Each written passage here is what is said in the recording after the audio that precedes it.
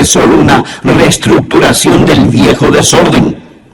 Alguien dijo sabiamente, no se puede hacer buenos huevos revueltos con huevos podridos.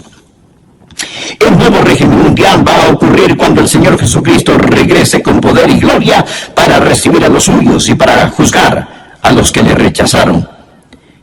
Recuerde que 2 de Pedro habla del cristianismo auténtico, lo verdadero, no lo falsificado. Y cuando Pedro habla sobre el cristianismo auténtico, él está advirtiendo acerca de los apóstatas.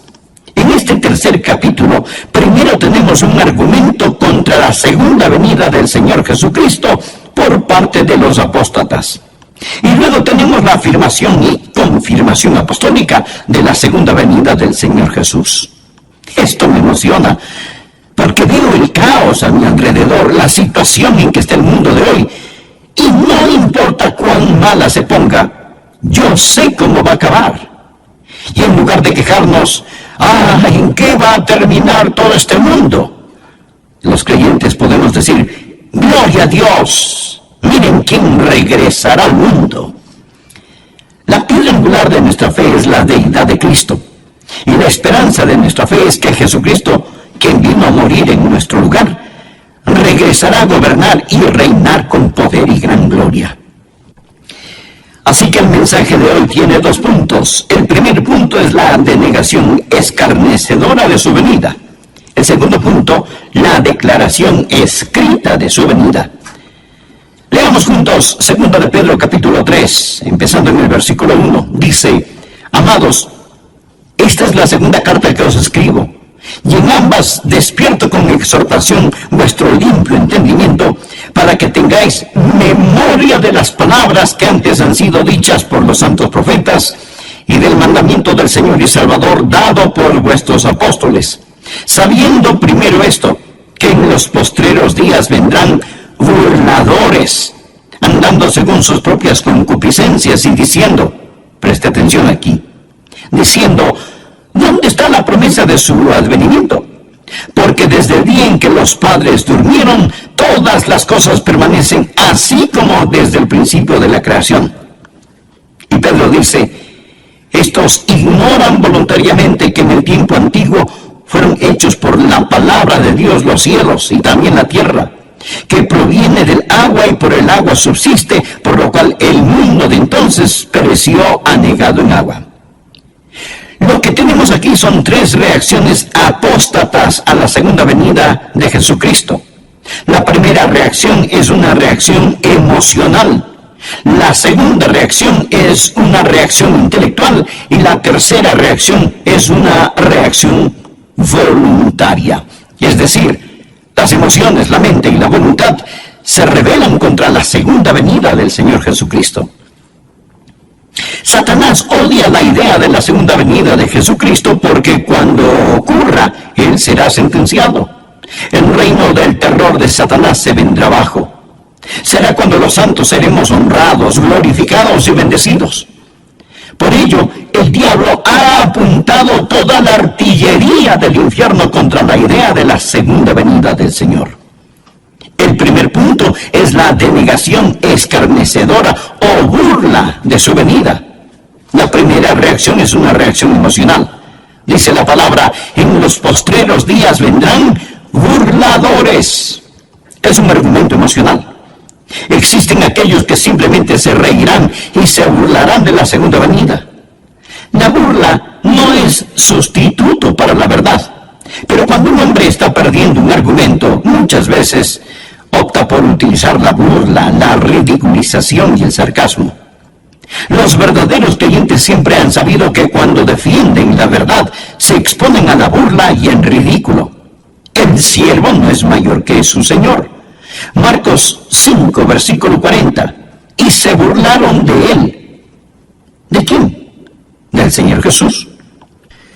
Lucas capítulo 22 y versículo 63 habla de cuando Jesucristo iba rumbo a la cruz. Dice, y los hombres que custodiaban a Jesús se burlaban de él y le golpeaban. Se los puede imaginar, muertos de risa, apuntando su dedo al Señor. Se burlaron y golpearon al Hijo de Dios.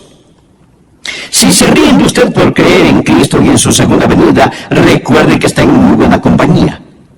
El arsenal diabólico para impedir que usted ame, conozca y sirva a Dios es la ridiculización y la burla.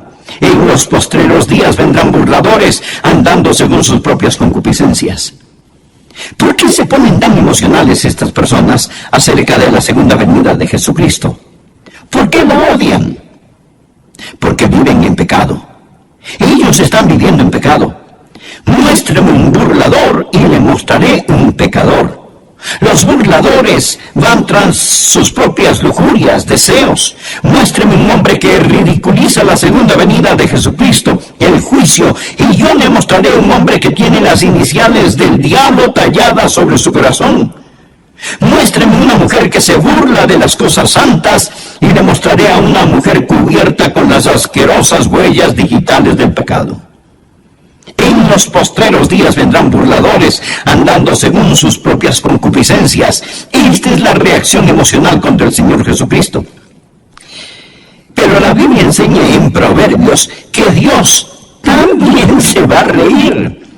Proverbios 1, empezando en el versículo 24, dice: por cuanto llamé, Dios le está hablando a usted ahora. Por cuanto llamé y no quisisteis oír, extendí mi mano, y no hubo quien atendiese, sino que desechasteis todo consejo mío, y mi reprensión no quisisteis. Ahora escuche: también yo me reiré en vuestra calamidad, y me burlaré cuando os viniere lo que teméis. Cuando viniere como una destrucción lo que teméis, y vuestra calamidad llegare como un torbellino, cuando sobre vosotros viniere tribulación y angustia. Lo que Dios está diciendo es que usted puede irse riendo al infierno, pero no podrá salir de él. Dios está diciendo, como decimos hoy, el que ríe al último, ríe mejor. Los apóstatas no solo están satisfechos con rechazar las cosas santas, sino que tienen un enorme deseo diabólico de ridiculizar las cosas santas. Había un emperador romano cuyo nombre era Juliano. Cuando él era un joven, profesó conocer al Señor Jesucristo y ser un creyente, pero nunca se convirtió verdaderamente. Llegó a ser un apóstata y persiguió a los creyentes con todo su poder, ridiculizando la fe cristiana. Juliano, el apóstata, tenía un amigo de la niñez cuyo nombre era Agatón. Ellos crecieron juntos. Después de muchos años se encontraron. Agatón era un creyente que servía fielmente al Señor día tras día. Cuando Juliano el emperador se encontró con Agatón, le dijo: Agatón, ¿cómo le va a tu amigo el carpintero de Nazaret? Él tiene suficiente trabajo. Le están saliendo algunos trabajitos como carpintero. Y Agatón muy serenamente le respondió: oh sí, Juliano, él tiene mucho que hacer. De hecho, él está muy ocupado haciendo un ataúd para tu imperio.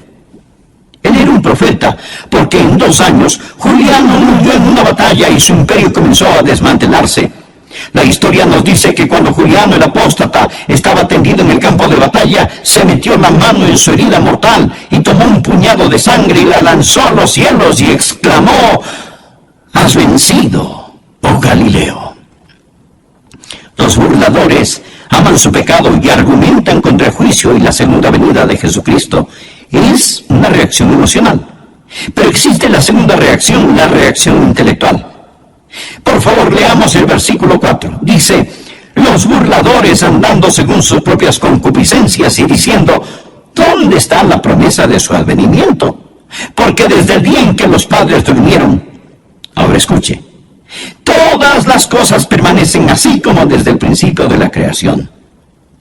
Lo que ellos están diciendo es que si Jesucristo regresa en poder y gloria, si fuera a haber un nuevo cielo y una nueva tierra, lo que eso significaría es que habría una interrupción en el reino de las leyes naturales. Ellos dicen: nosotros, los eruditos, los intelectuales, hemos encontrado que desde la creación no ha habido cosa semejante. Y no hay ninguna razón para creer que Jesucristo va a venir, ni para creer que habrá un nuevo planeta Tierra. Esto, amigos, es puro materialismo. Todo continúa igual. creación desde un punto de vista científico. Es una apelación a la inteligencia y aquí está el argumento. Nunca nada cataclísmico ha ocurrido y no hay ninguna razón para creer que algo cataclísmico sucederá.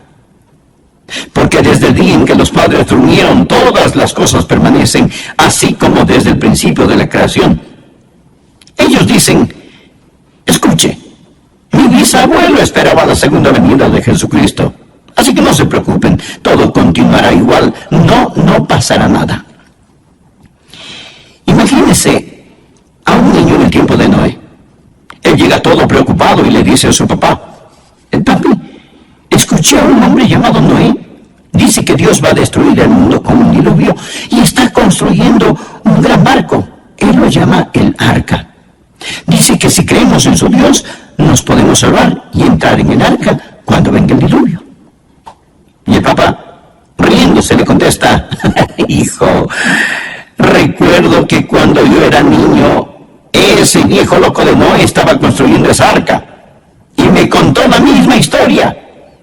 Y yo me fui a casa asustado y se lo dije a mi papá y mi papá me dijo que su papá, su bisabuelo, también escuchó al viejo Noé contar la misma historia. Hijo, olvídate de esa tontería. Nadie jamás ha visto un diluvio. No existe tal cosa. Desde los tiempos de tus bisabuelos todo sigue igual. Así que existe la reacción emocional. Los pecadores que siguen sus propios malos deseos. Existe la reacción intelectual. Toda cosa continúa exactamente como fue. Nunca ha habido un cataclismo, nunca habrá un cataclismo. Existe también la reacción voluntaria. Por favor, note el versículo 5. Estos ignoran voluntariamente. Son voluntariamente ignorantes. Esta gente no quiere saber, ni quiere entender. Porque si admiten la verdad de que Jesucristo va a regresar en juicio, esto significa que tendrán que cambiar su estilo de vida. Piensan que si de algún modo cierran sus mentes y sus corazones a esta verdad, todo estará bien. En eso se parecen a las avestruces. Esconden su cabeza en la arena. Son voluntariamente ignorantes. Ellos no quieren saber. Y no pueden encontrar a Dios por la misma razón que un ladrón no puede encontrar a un policía. Juan capítulo 3, versículo 19 dice, la luz vino al mundo y los hombres amaron más las tinieblas que la luz. ¿Por qué? Porque sus obras eran malas. Mi amigo, el mundo está lleno de ellos. Usted habla con las personas sobre ponerse en paz con Dios, les habla sobre la segunda venida de Jesucristo y lo cortan, lo paran, no quieren oír, no quieren saber. El problema no está en sus mentes, el problema está en sus corazones. Romanos capítulo 1 habla de ellos que detienen con injusticia la verdad. Son voluntariamente ignorantes y su reacción emocional, intelectual y voluntaria sirve para negar esa gran verdad, la gloriosa verdad bíblica de la segunda venida del Señor Jesucristo. El segundo punto, la declaración escrita de su venida. Ya escuchamos a los apóstatas con su denegación escarnecedora. Ahora escuchemos a los apóstoles con su declaración escrita. Simón Pedro da 3 respuestas apostólicas a los argumentos o reacciones apóstatas para reafirmar la segunda venida de Jesucristo. La primera es su memorable promesa. Su memorable promesa. Leamos el versículo 1. Amados, esta es la segunda carta que os escribo, y en ambas despierto con exhortación vuestro limpio entendimiento para que tengáis memoria. Por favor, subraye la palabra memoria. Para que tengáis memoria de las palabras que antes han sido dichas por los santos profetas y del mandamiento del Señor y Salvador dado por vuestros apóstoles. Bien. ¿Cuáles eran esas palabras? Una promesa. Mira el versículo 4. ¿Dónde está la promesa de su advenimiento? Ahora mira el versículo 9. El Señor no retarda su promesa. Saltémonos al 13. Pero nosotros esperamos según su promesa cielos nuevos y tierra nueva. Lo que está diciendo el apóstol es que Él nos hizo una memorable promesa y Él vendrá otra vez. Los profetas y los apóstoles nos dicen que recordemos lo que Dios ha dicho. Sabemos la importancia del nuevo nacimiento. Mas, ¿sabía que el Nuevo Testamento solo lo menciona 9 veces? La maravillosa doctrina del bautismo se menciona solo 20 veces en el Nuevo Testamento. El arrepentimiento solo 70 veces en el Nuevo Testamento. Pero el Nuevo Testamento habla sin tocar el Antiguo Testamento. Habla 380 veces en términos gráficamente claros de la segunda venida de Jesucristo. Esa es la razón por la que Pedro dijo: tengáis memoria de las palabras que antes han sido dichas por los santos profetas y por vuestros apóstoles. Si usted agrega a los profetas lo que los apóstoles dicen, un versículo de cada 25 en la Biblia habla de la segunda venida de Jesucristo. Dios no puede mentir. Dios lo ha prometido. Por ello, el recordatorio apostólico es su memorable promesa. Recuerde, téngalo presente. El Dios que no puede mentir lo ha prometido. Segundo, Pedro nos recuerda de su magno poder. Recuerda lo que ellos dicen.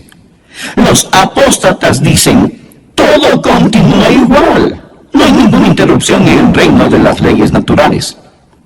Pedro les responde: ustedes son ignorantes por su propia voluntad de dos cosas. La primera aparece en el versículo 5. Estos ignoran voluntariamente que en el tiempo antiguo fueron hechos por la palabra de Dios los cielos y también la tierra, que proviene del agua y por el agua subsiste, por lo cual el mundo de entonces pereció anegado en agua. Ahora Pedro les dice: mire, señor escéptico, mire, señor apóstata, usted dice que nunca nada cataclísmico ha ocurrido. ¿Y qué de la creación? Dios habló y fue hecho. Dios con su palabra creó el mundo y los universos. Él habló y se hizo. Con su palabra suspendió la luna, el sol, las estrellas. Dios lo hizo todo por medio de su palabra. Pedro les está recordando sobre el magno poder de Dios. Los escépticos modernos y ateos de hoy intentan encontrar el origen de la vida. Pero no nos preocupemos del origen de la vida. Vamos más allá. Hablemos del origen de la materia. Usted dirá: bueno, la vida empezó espontáneamente en alguna sopa prebiológica, pero ¿de dónde salió la sopa prebiológica? Amigo, de la nada. Nada sale. Por medio de la palabra de Dios todo fue creado. Dios con su palabra ordenó la creación, pero también ordenó un cataclismo. Verso 5. Estos ignoran voluntariamente. Primero, habló para la creación. Que en el tiempo antiguo fueron hechos por la palabra de Dios los cielos y también la tierra que proviene del agua y por el agua subsiste. La segunda vez habló para describir el cataclismo. Por lo cual el mundo de entonces pereció anegado en agua. La palabra anegado o inundado es de donde tomamos cataclismo. En el griego suena como cataclismo. Dios con su magno poder hizo la creación y con su magno poder lo sacó del cataclismo. Pedro dice: no digan que Dios no puede cambiar la historia, que todo siempre sigue igual. Enfrenten los hechos. Y si tratan de explicar la creación sin un creador, son voluntariamente ignorantes, simplemente ignorantes. Piénselo. Es completa estupidez pensar que de la nada todo salió. No solo la memorable promesa, sino el magno poder de Dios.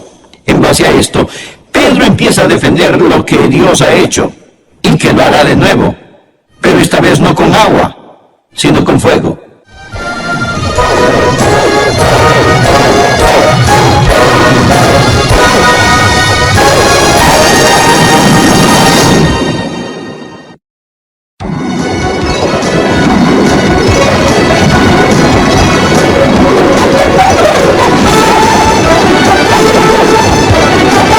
Jesús dijo en Lucas 13:3: no, antes si no os arrepentís, todos pereceréis igualmente. Pero el Señor no quiere que ninguno perezca, sino que todos procedan al arrepentimiento. Amigo, Él está por venir. llamas de fuego para castigar a los que no conocen a Dios ni obedecen el Evangelio de nuestro Señor y Salvador Jesucristo. ¿Que cómo lo sé? Pues por su memorable promesa. Y aún no ha venido por su misericordiosa paciencia.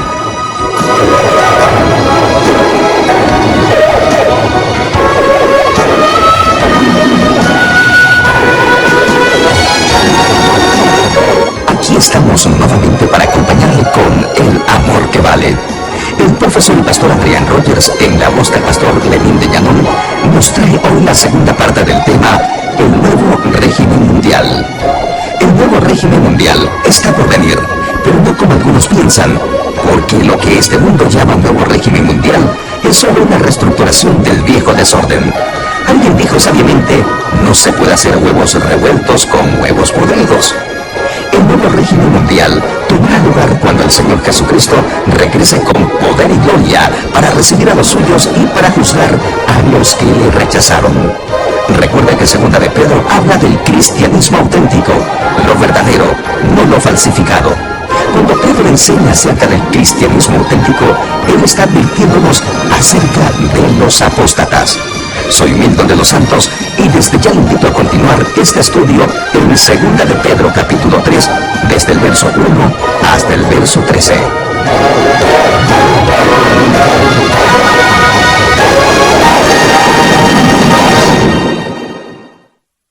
En este tercer capítulo, primero tenemos un argumento contra la segunda venida del Señor Jesucristo por parte de los apóstatas. Y luego tenemos la afirmación y confirmación apostólica de la segunda venida del Señor Jesús. Esto me emociona, porque veo el caos a mi alrededor, la situación en que está el mundo de hoy, y no importa cuán mala se ponga, yo sé cómo va a acabar. Y en lugar de quejarnos, ¿en qué va a terminar todo este mundo?, los creyentes podemos decir, ¡gloria a Dios! Miren quién regresará al mundo.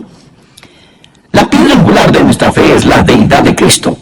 Y la esperanza de nuestra fe es que Jesucristo, quien vino a morir en nuestro lugar, regresará a gobernar y reinar con poder y gran gloria.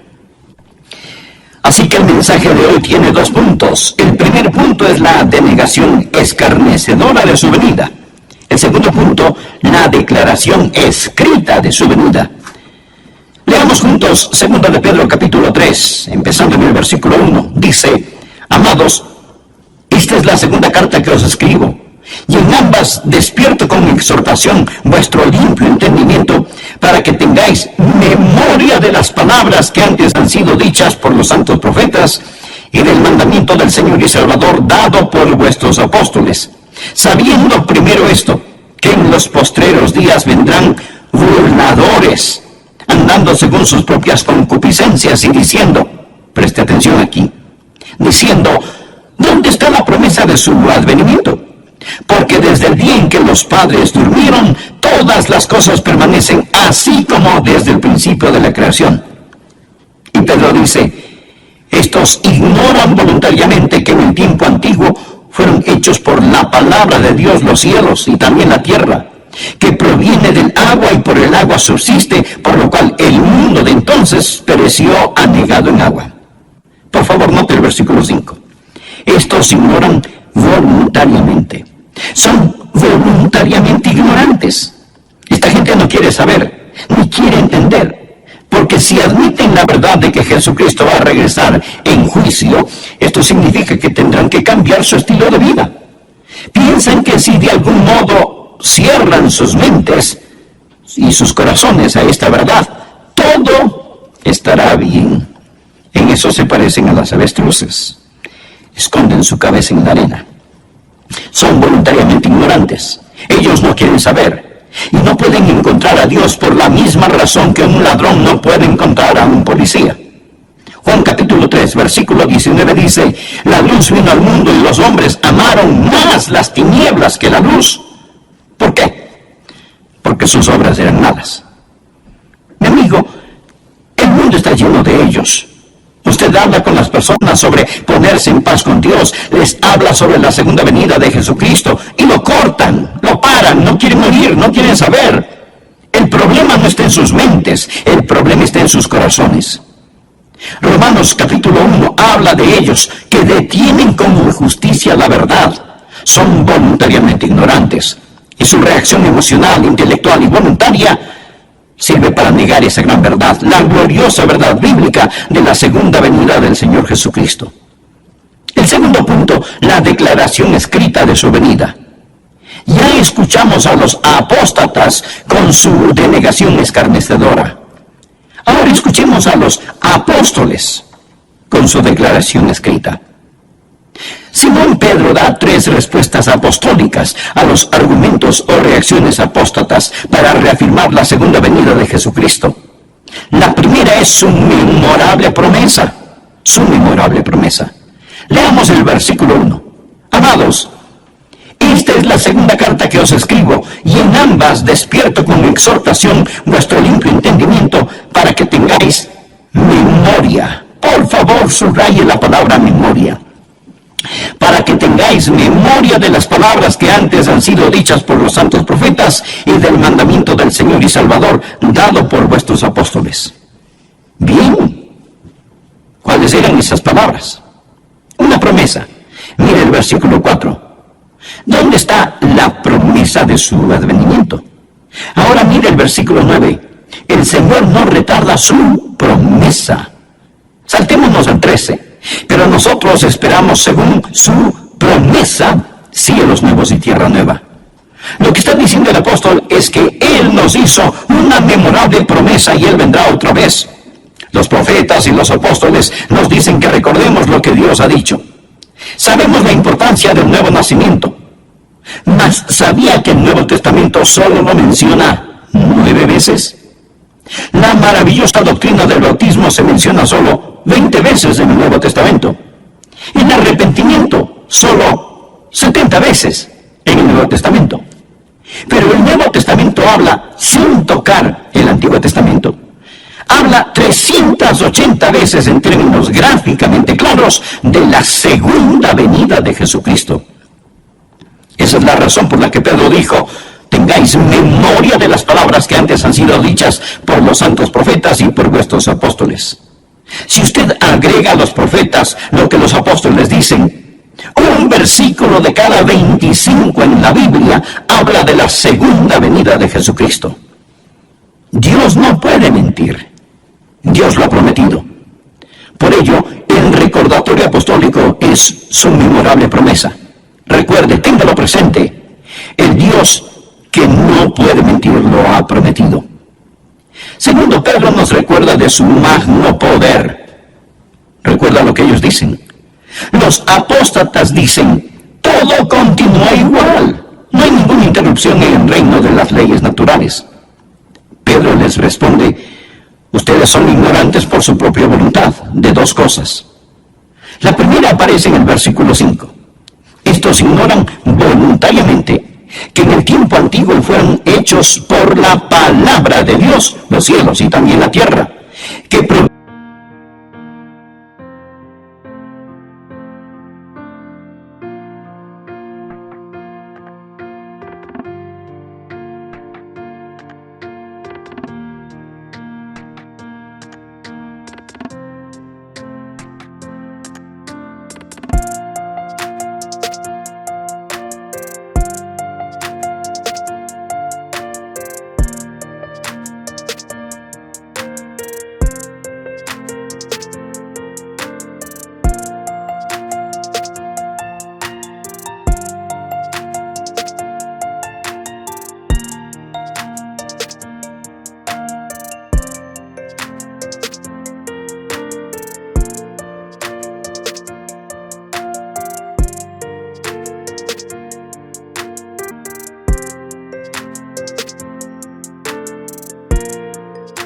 viene del agua y por el agua subsiste, por lo cual el mundo de entonces pereció anegado en agua. Ahora Pedro les dice: mire, señor escéptico, mire, señor apóstata, usted dice que nunca nada cataclísmico ha ocurrido. ¿Y qué de la creación? Dios habló y fue hecho. Dios con su palabra creó el mundo y los universos. Él habló y se hizo. Con Con su palabra suspendió la luna, el sol, las estrellas. Dios lo hizo todo por medio de su palabra. Pedro les está recordando sobre el magno poder de Dios. Los escépticos modernos y ateos de hoy intentan encontrar el origen de la vida. Pero no nos preocupemos del origen de la vida. Vamos más allá. Hablemos del origen de la materia. Usted dirá, bueno, la vida empezó espontáneamente en alguna sopa prebiológica, pero ¿de dónde salió la sopa prebiológica? Amigo, de la nada. Nada sale. Por medio de la palabra de Dios todo fue creado. Dios con su palabra ordenó la creación, pero también ordenó un cataclismo. Verso 5. Estos ignoran voluntariamente. Primero, habló para la creación, que en el tiempo antiguo fueron hechos por la palabra de Dios los cielos, y también la tierra que proviene del agua y por el agua subsiste. La segunda vez habló para describir el cataclismo, por lo cual el mundo de entonces pereció anegado en agua. La palabra anegado o inundado es de donde tomamos cataclismo. En el griego suena como cataclismo. Dios con su magno poder hizo la creación y con su magno poder lo sacó del cataclismo. Pedro dice, no digan que Dios no puede cambiar la historia, que todo siempre sigue igual. Enfrenten los hechos. Y si tratan de explicar la creación sin un creador, son voluntariamente ignorantes, simplemente ignorantes. Piénselo. Es completa estupidez pensar que de la nada todo salió. No solo la memorable promesa, sino el magno poder de Dios. En base a esto, Pedro empieza a defender lo que Dios ha hecho y que lo hará de nuevo, pero esta vez no con agua, sino con fuego. Versículo 7. Pero los cielos y la tierra que existen ahora están reservados por la misma palabra, o sea, la misma palabra con que los creó, guardados para el fuego en el día del juicio y de la perdición de los hombres impíos. Note la frase, guardados para el fuego. El señor Kenneth Witz, un erudito del griego, dice que esto literalmente significa que los cielos y la tierra ahora mismo están almacenados con fuego. Es palabra de donde tomamos la palabra tesorería, es decir, este mundo es una tesorería de fuego. El universo entero está guardado con fuego. La naturaleza subatómica del universo nos dice que todo no es materia, sino que realmente es fuego. El hombre solía pensar que la partícula más pequeña de la materia era el átomo. Pero ahora sabemos sobre la naturaleza subatómica del átomo. Y el átomo tiene un núcleo. Este tiene una carga eléctrica positiva. Y girando a su alrededor están los electrones. Y estos son negativos. Por eso existe una atracción y se mantienen unidos. El electrón es increíblemente rápido. Escuche, algo asombroso sobre los electrones del átomo es que giran alrededor del núcleo billones de veces cada millonésima de segundo. Nadie sabe realmente qué es esta fuerza eléctrica. La podemos describir, pero no sabemos lo que es. Einstein dijo antes de morir que esperaba descubrir lo que es la electricidad, pero nunca lo hizo. Podemos poner esta cosa de algún modo en proporciones matemáticas, pero los científicos no saben cuál es la fuerza que los une. Dije que el núcleo tiene una carga eléctrica positiva y girando a su alrededor están los electrones que son negativos. Por eso existe una atracción y se mantienen unidos. Pero también tienen neutrones y protones. Los neutrones son neutros y los protones son positivos. No existe atracción, mas estos no se caen. ¿Qué causa que todos se mantengan unidos? Colosenses 1:17 nos habla acerca del Señor Jesús y dice, todas las cosas en Él subsisten. Significa que Él lo sostiene todo, ya sean los planetas en órbita o los electrones que giran alrededor del núcleo de un átomo. Él es la goma de las galaxias, el Señor Jesucristo. Hebreos 1:3 dice, Jesús quien sustenta o sostiene todas las cosas con la palabra de su poder.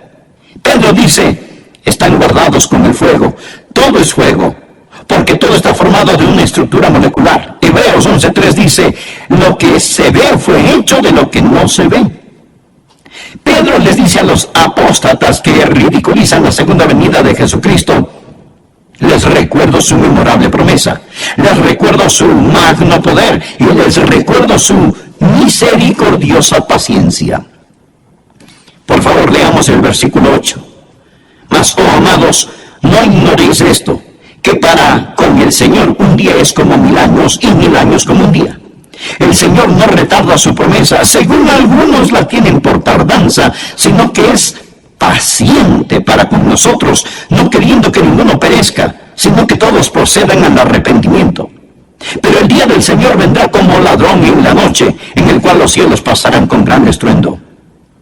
Usted sabe que la gente que intenta deducir cómo todo llegó a ser, dicen, bien, todo empezó con una gran explosión. Nunca nos explican qué fue lo que explotó.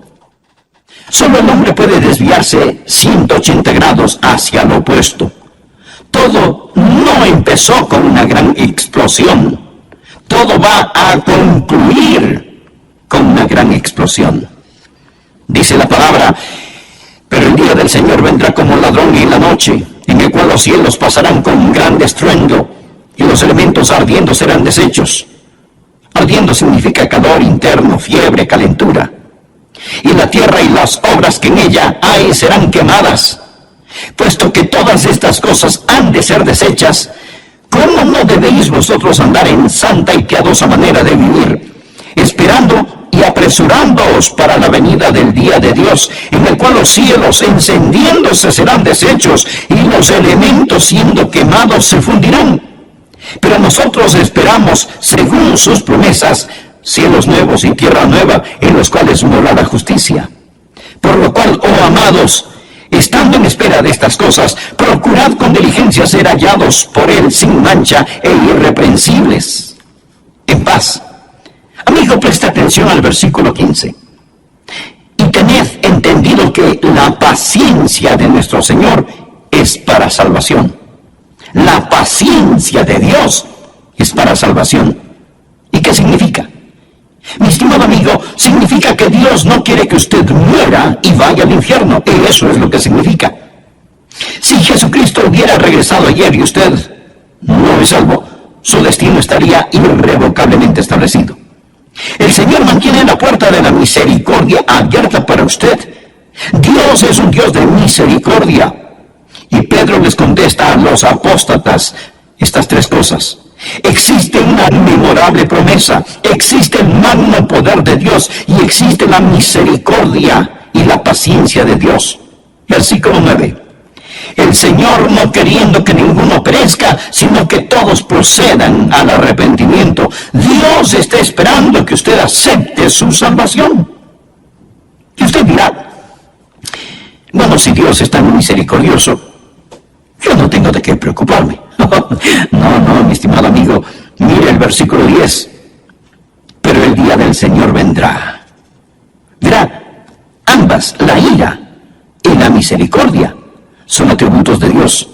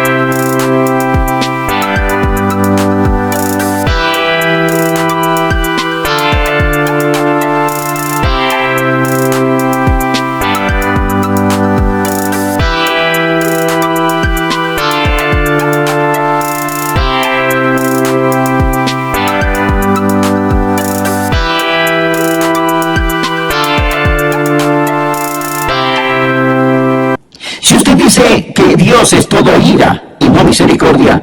Eso es solo parte de la verdad. Y si dice que Dios es todo misericordia y no ira, eso es solo parte de la verdad. Cuando usted toma solo parte de la verdad y la convierte en toda la verdad, se vuelve una falsedad. Existe la misericordia de Dios y la ira de Dios. Dios no quiere que ninguno perezca, pero la ira, el día del Señor, vendrá. Alguien sabiamente dijo: ahora mismo las tempestuosas aguas de la ira de Dios golpean furiosamente la represa de su misericordia. La misericordia debe dar paso a la ira, porque el día del Señor vendrá. Yo no sé cuándo la última alma que completará la esposa se convertirá. Quizás sea usted, amigo, y la esposa estará completa. Entonces sonará la trompeta. Los muertos en Cristo resucitarán primero, y los que estemos vivos seremos arrebatados y cambiados, así en un abrir y cerrar de ojos, para encontrarnos en el aire con el Señor. Pero no sé cuándo será, mas Él está por venir. Amigo, si Jesucristo fuera a venir ahora mismo, ¿qué pasaría con usted? Él dijo: pero el día del Señor vendrá. ¿Cómo? Mírelo. Como un ladrón en la noche, de repente, inesperadamente, cataclísmicamente. Jesús dijo en Lucas 13:3: no, antes si no os arrepentís, todos pereceréis igualmente. Pero el Señor no quiere que ninguno perezca, sino que todos procedan al arrepentimiento. Amigo, Él está por venir en llamas de fuego para castigar a los que no conocen a Dios ni obedecen el Evangelio de nuestro Señor y Salvador Jesucristo. ¿Que cómo lo sé? Pues por su memorable promesa. Y aún no ha venido por su misericordiosa paciencia. Jesús no quiere que usted muera y vaya al infierno. De verdad, Él no lo quiere. La Biblia dice: porque de